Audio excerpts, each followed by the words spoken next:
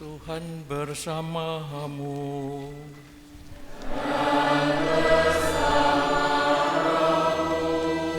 Inilah Injil Yesus Kristus menurut Matius.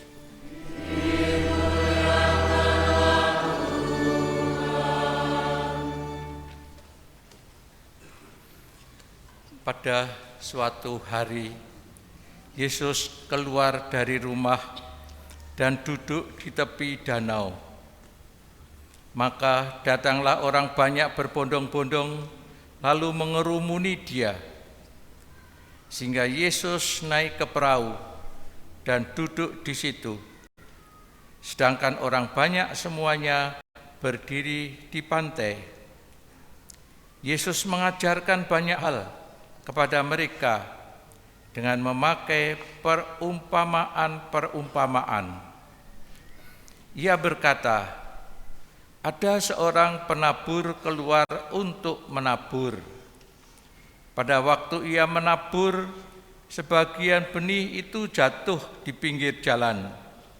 Lalu datanglah burung-burung dan memakannya sampai habis. Sebagian jatuh di tanah yang berbatu-batu, yang tidak banyak tanahnya. Lalu benih itu pun segera tumbuh, karena tanahnya tipis.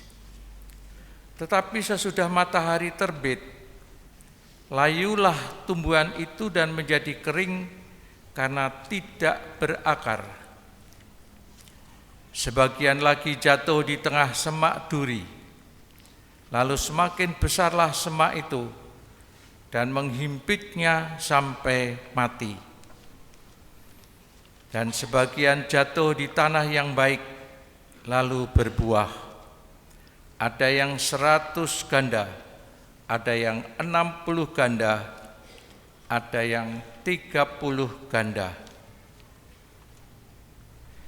Barang siapa bertelinga untuk mendengar, hendaklah ia mendengarkan. Demikianlah sabda Tuhan.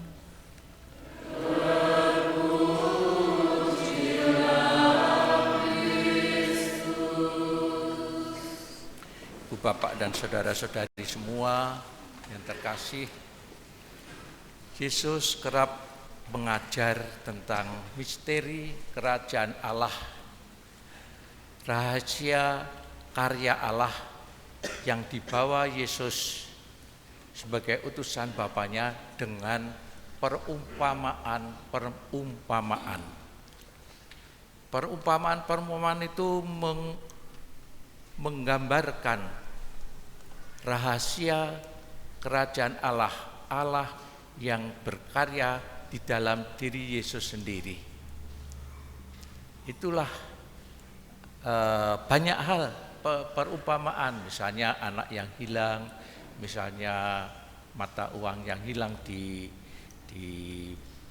bawah tempat tidur, ataupun juga domba yang hilang dan sebagainya, banyak.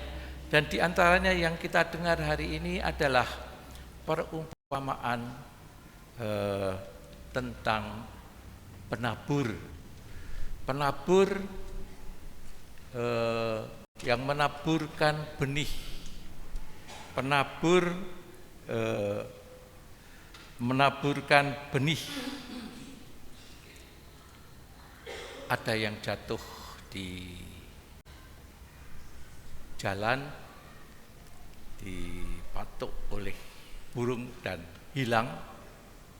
Ada yang jatuh di tanah yang berbatuan, tumbuh sebentar karena matahari lalu layu, akarnya tidak berakar, akarnya tidak mendapatkan makanan dari tanah itu, mati.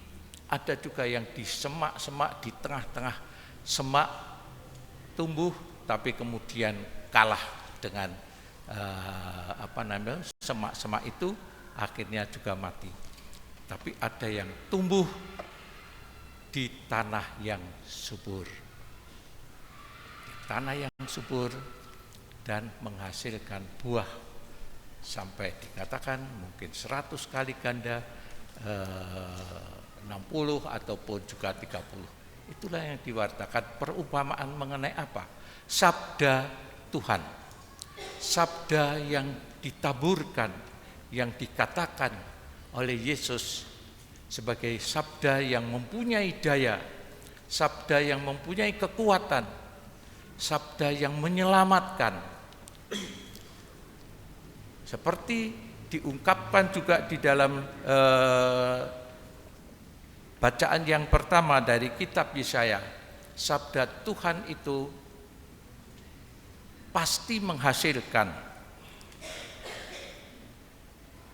Dikatakan di dalam kitab Yesaya, seperti hujan dan salju turun dari langit dan tidak kembali ke sana, melainkan mengairi bumi, membuatnya subur dan menumbuhkan tumbuh-tumbuhan. Dan selanjutnya juga, demikian firman yang keluar dari mulutku, ia tidak akan kembali kepadaku dengan sia-sia, tetapi akan melaksanakan apa yang ku kehendaki dan akan berhasil dalam apa yang kusuruhkan kepadanya.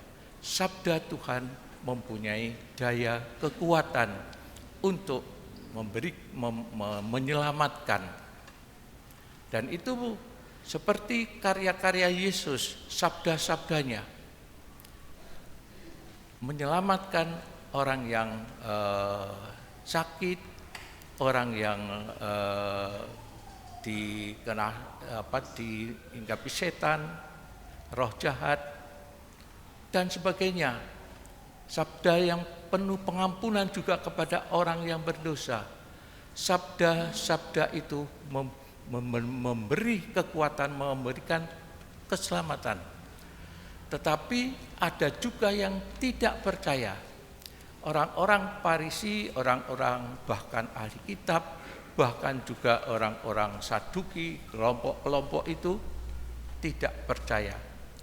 Boleh dikatakan itu tumbuh di bebatuan, tanahnya sedikit tapi kemudian mati.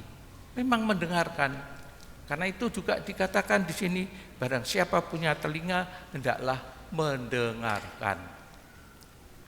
Itulah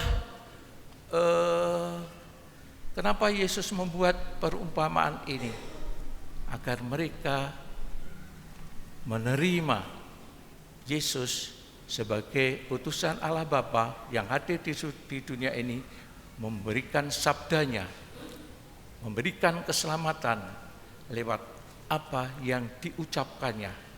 Sabda yang penuh dengan daya kekuatan untuk menyelamatkan, sabda yang penuh kasih. Ibu bapak dan saudara-saudari semua yang terkasih, kita semuanya telah menerima sabda itu dan percaya.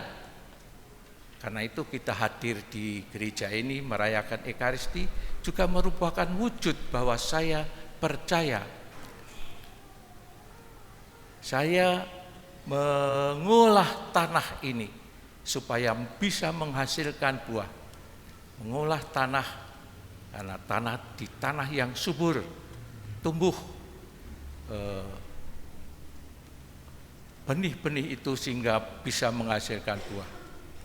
Karena itu kita bersyukur telah menerima Yesus, beriman kepadanya, percaya kepadanya. Dan kemudian juga bagaimana sekarang supaya bisa menghasilkan, dikatakan 160, 30 hasilnya, dikatakan 30 ganda ataupun 100 ganda. Itu juga tergantung dari kesetiaan kita mengolah tanah. Bagaimana mengolah tanah? Mengolah tanah, mengairi, memberikan pupuk, memberikan ya kalau ada penyakit kemudian juga disemprot dengan ya mungkin apa yang bisa membunuh penyakit itu. Itu cara-cara bagaimana supaya bisa menghasilkan buah. Artinya juga kita setia mengolah tanah, menerima tekun mendengarkan sabdanya. Mungkin kalau ada di lingkungan-lingkungan yang ada pertemuan, berdoa bersama di dalam keluarga, ya berdoa bersama misalnya, menyisihkan itu cara-cara bagaimana supaya tanah itu menjadi subur dan akhirnya menghasilkan buah-buah yang banyak, yang baik. Kesetiaan kita di situ mendengarkan sabda bersama-sama. Kalau bulan Agustus ini ada biasanya menjadi bulan sosial, kegiatan sosial. Kita juga belajar bagaimana pengajaran gereja tentang kegiatan sosial ataupun kehidupan sosial dalam kelompok-kelompok. Nah, itu juga cara bagaimana kita memupuk supaya bisa menghasilkan buah yang banyak dan baik. Kalau kita mengharapkan seperti itu, kita juga akan dengan tekun dan dengan setia memupuk lewat kegiatan-kegiatan kita semuanya sebagai orang beriman. Marilah kita bersyukur atas sabda keselamatan Tuhan ini yang diwartakan kepada kita, serta juga dengan penuh iman kita percaya akan karya Yesus, karya Tuhan melalui Roh Kudus-Nya menyertai kita di dalam kehidupan kita sebagai orang beriman. Marilah kita hening sejenak merenungkan sabda Tuhan dan panggilan kita agar kita yang punya telinga mendengarkan sabdanya dan merenungkan dalam hidup serta juga melaksanakan sabda itu di dalam kehidupan kita sehari-hari.